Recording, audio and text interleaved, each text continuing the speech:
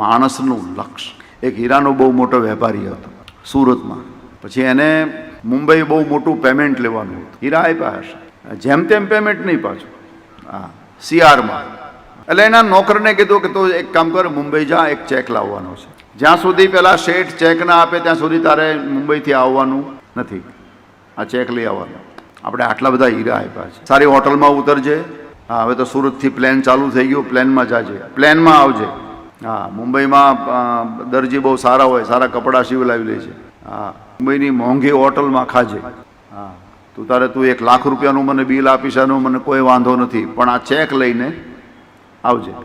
પેલો નોકર ગયો, એટલો રાજી થઈ ગયો, પ્લેનમાં ગયો.